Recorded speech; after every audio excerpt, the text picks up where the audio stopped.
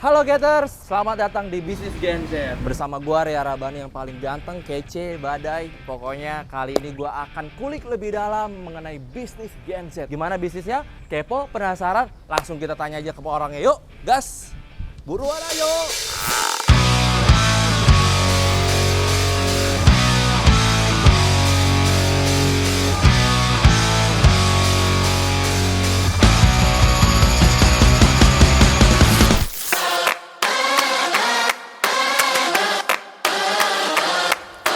Halo Getters, kali ini gue mendapat kesempatan untuk berkunjung ke salah satu perusahaan aplikasi yang bernama Super. Milik anak muda kreatif yang bernama Steven, Super ini bergerak mendistribusikan barang dan memperluas jaringan lewat aplikasi. Steven terlahir dari keluarga yang memang latar belakangnya adalah pengusaha. Namun ia membantah bahwa yang ia bangun sekarang itu semerta-merta karena background keluarganya. Ia benar-benar berjuang dari nol hingga berhasil dilirik para investor untuk memperluas bisnisnya. Boleh kita rum dulu? Boleh banget, boleh banget. Ini dulu ya. Oke. Jadi ini pencapaian kita selama 4-5 tahun. Mungkin ya ini cuman jadi piala kebanggaan. Oh ya, kita pernah dapat Social Impact Awards nih, pernah dapat Forbes 30 Under 30. Waktu itu saya masuk yang 2019, terus co-founder kita masuk lagi di tahun lalu ya, 2022. Tapi ngomong-ngomong bisnis lo apa sih bro? Iya, jadi kita ngebuat social commerce yang tappingnya untuk kota-kota di tier 2, tier 3, dan pelosok pedesaan. Dimana kan kalau misalkan di daerah pinggiran tuh harganya mahal-mahal ya. Kalau kita biasa lihat gitu, harga aku aja bisa 4 kali, 5 kali lipat lebih gede. Nah, jadi yang kita mau lakuin itu adalah gimana sih secara dengan teknologi ini kita bisa solve supply chain ini lebih baik lagi sehingga harga bisa lebih terjangkau. Di lantai 1 ini sih banyak kan tim produk sama tim teknologi. Ada tim GA juga di sini. Di atas karena lead marketingnya, VP of marketing kita di atas, kebanyakan kalau di atas marketing sama kreatif. Di bagian ujung sana kayak fun room lah, ada PS-nya di sini. Jadi kadang-kadang kalau lagi pada jenuh bisa main FIFA di sini. Pada juga sering main Mobile Legends. Jadi kadang-kadang kumpul-kumpul di sini juga buat tanding sampai ada turnamennya. Actually ada satu lagi di sini, ruangan ini ruangan kreatifnya untuk super seru nih. Jadi ceritanya kita ini waktu itu pertama kali kan awal-awal nggak punya banyak dana. Yaudah deh kita buat konten aja yang entertainment, yang lucu-lucu, cuman kayak disponsorin sama Super. Jadi dibungkusnya gitu benar, ya? benar. Okay. Nah, hasil akhirnya YouTube channel kita grow kan. Waktu itu kita mikir, ya udah deh, ini jadi Super Seru ini jadi channelnya buat kalau orang-orang lagi ngeliat aplikasi. Iya. Kalau dia lagi nggak mau belanja ya udahlah, ada bisa buat naikin engagement kan. Oke, Bos Bro Steve, tadi kita udah jalan room tour, wah luas banget gitu kan. Yeah. Kenalin dong secara detail gitu. Oke. Siapa sih Steve ini gitu? Nama gue Steven Wongsorejo, CEO dan founder dari aplikasi Super. Gue lahir sebenarnya di Frankfurt, Jerman, tapi besar di Indonesia. Lalu gue sekolah dan lulus S1, S2 di Amerika Serikat sebelum akhirnya gue decide untuk ngebangun Super, balik Indonesia untuk settle down di Indonesia, seperti itu. Awal mulai lo bisnis tuh umur berapa sih? Gue mulai bisnis itu waktu itu umur 24. Super ini lahir di Y Combinator. Y Combinator itu salah satu akselerator yang terbaik di dunia, basisnya dari Silicon Valley.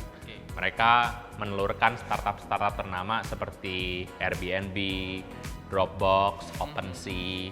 Gue mikir, wah gue harus high tech nih, ya kan? Kita buat dengan segala cara. Waktu itu kita baru sadar kalau di Indonesia ini agak beda marketnya.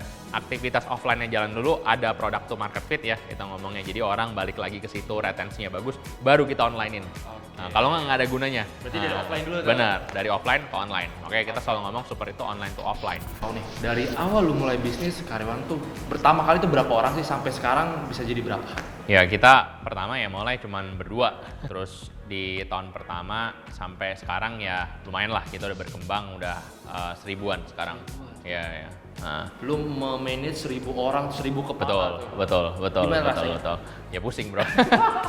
Cuma dinikmatin lah. Tapi ada nggak sih keputusan atau hal gila yang lu pernah ambil itu akan menentukan hidup lu ke depannya? Hal gila itu ya pertama kali gue buat startup ini bro. Karena menurut gue membangun bisnis teknologi startup itu merupakan pekerjaan yang benar-benar sangat-sangat susah. Kalau orang ini waras, menurut gua nggak akan mungkin mau ngerjain teknologi atau berbisnis di teknologi startup ini, karena ini berat banget. Cuman orang gila dan orang yang benar-benar mencintai apa yang dia kerjain baru akhirnya bisa thriving gitu. Tapi gue pengen ini bisik-bisik dikit dong, kira-kira ada supporting dana nggak nih gitu. Karena kali kan para anak muda nih, enak bisnisnya udah jalan, kita kan nggak tahu gitu ya. Apakah ada supporting dana gitu dari pihak lain? Ada. Kita udah sampai di series C. Mungkin udah lihat lah ya, mungkin di news juga, di mana total kita udah fundraise sebesar $106 juta. Di rupiahnya berapa? 1,5 T lah ya. 1,5 T. Sekitar segitu. Tapi gue mikir dulu ya. Pikir dulu ya, nolnya banyak. Oke, jadi ya cuman ya itu tanggung jawabnya besar juga, bro. Jadi kita ada beberapa investor yang cukup ternama, yang mungkin kita cukup beruntung lah. Ada SoftBank di cap table kita, juga ada Y Combinator yang tadi saya sempat mention, dan juga ada beberapa angel yang ternama, salah satunya mungkin sekarang managing directornya World Bank ya, Ibu Marielka Pangestu. Juga ada rapper, bro. Rapper? Yeah. Sampai rapper? Jay-Z, bro. Jay-Z, bro. Jay-Z? Iya, Jay-Z juga suntik dana. Jadi ceritanya kita ini juga ada pendanaan dari salah satu venture capital namanya B Capital. B Capital itu di-founded sama Eduardo Saverin atau co-foundernya Facebook. Nah, mungkin mereka temenan kan.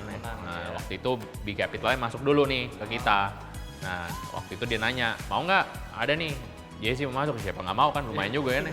Nah, terus ada satu lagi yang investor kita yang cukup menarik itu, beliau yang memiliki Boston Celtics ya, dan juga ada beberapa investor lokal yang ternama ya, Alpha JWC salah satunya.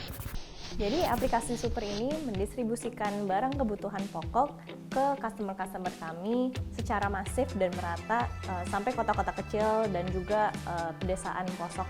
Nah, jadi yang kita lakukan ini sebenarnya solusi ini kita berfokus pada 3 hal yang kita beri ke customer kami. Yang pertama itu kita kasih harga yang terjangkau pastinya.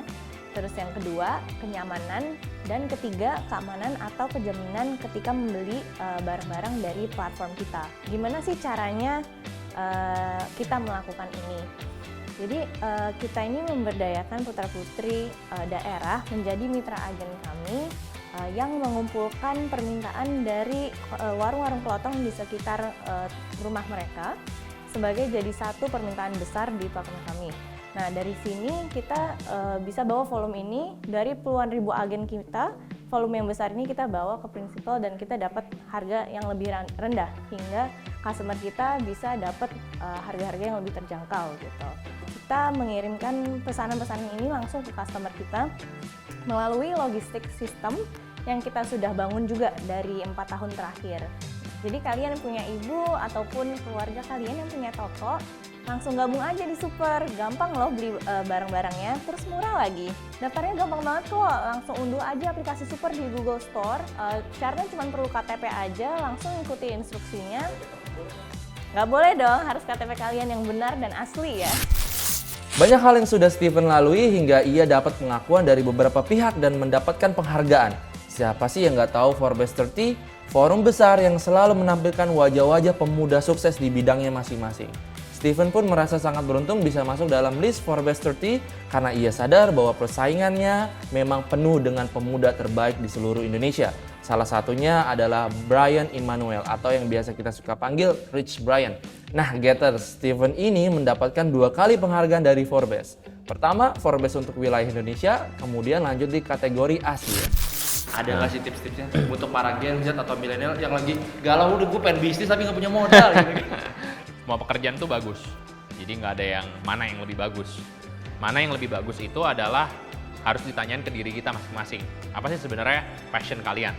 Karena kalau kalian ngerjain passion yang bener-bener kalian cintain, untuk tadi seperti yang gue udah ngomong ya, 5, 10 tahun, 20 tahun ke depan kalian tetap akan terus ngerjain itu dan setia dengan hal itu, itulah jawabannya. Itulah mungkin tipsnya untuk memulai apa yang kalian sukain. Banyak hal yang sudah kita lalui, masa muda akan menjadi begitu berharga ketika kita bisa memanfaatkannya dengan baik. Jangan menyerah dan kalah dengan ego. yang selalu memenjarakan ide dan kreativitas kita. Mari kita bersama-sama membangun mimpi setinggi langit, karena mimpilah yang masih menjaga kita tetap hidup. Sebagai manusia itu kita biasa selalu dites untuk bertahan ketika kita lagi di bawah. Seiring berjalannya waktu tentunya kita mendapatkan kesuksesan, dan ketika kita di atas, kita dites untuk bisa menjadi orang yang rendah hati dan juga tetap menjadi orang yang simple. Kalau kita memiliki dua elemen ini, kita bisa mendapatkan achievement-achievement yang besar dalam kehidupan kita.